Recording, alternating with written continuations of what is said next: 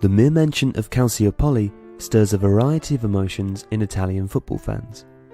Commonly referred to as a match-fixing scandal, it implicated a number of high-profile teams, including Juventus, AC Milan, Fiorentina, and Lazio, among others. The scandal first came to light as a consequence of investigations of prosecutors on the Italian football agency GEA World.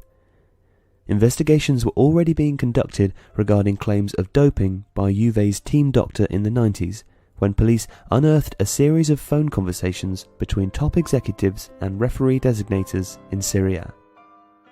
Despite being described as a match-fixing scandal, the actual allegation relates to Juventus sporting director Luciano Moggi attempting to influence results by picking certain referees he considered more favourable to Juventus, or more likely to err in favour of Juve on a dubious call.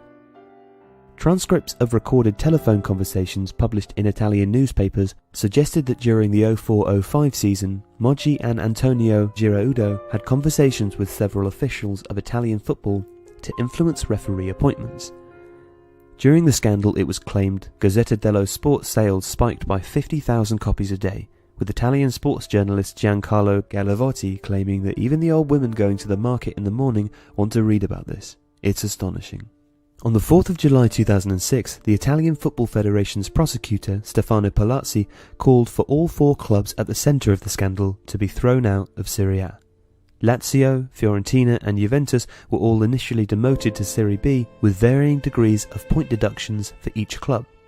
The case underwent a lengthy set of appeals.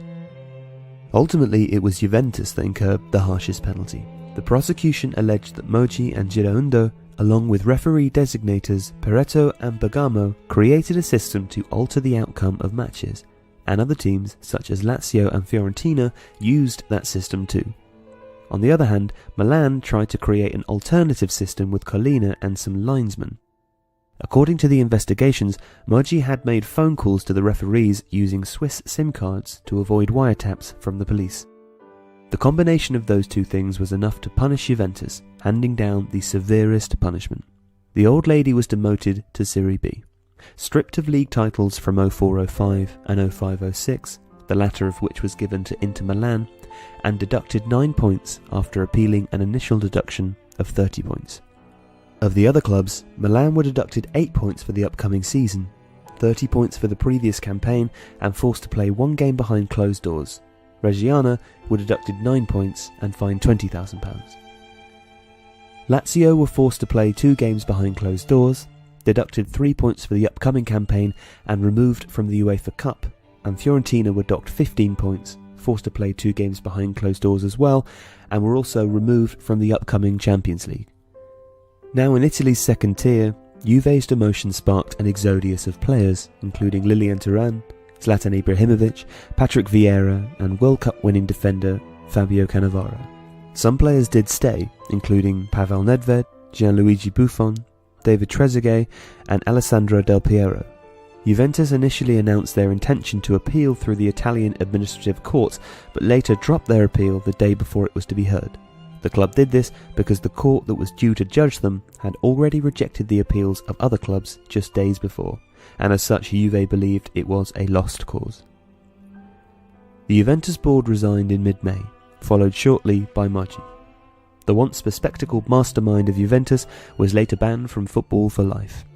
Speaking on the matter, he said, "I don't have either the strength nor the willingness to answer any question. I miss my soul, it has been killed. Tomorrow I'll be resigning, since tonight the football world isn't mine anymore. I'll think only to defend myself from all allegations and wicked actions."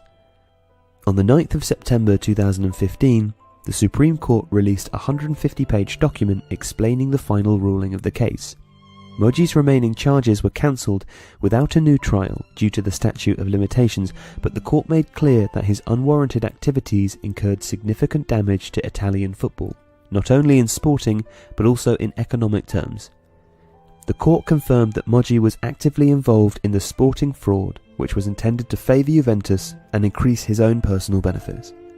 The document also stated that Moggi had unjustified and excessive power within Italian football, which he used to exert influence over referees other club officials and media, thereby creating an illegal system to condition matches of the 04-05 championship, and not just those.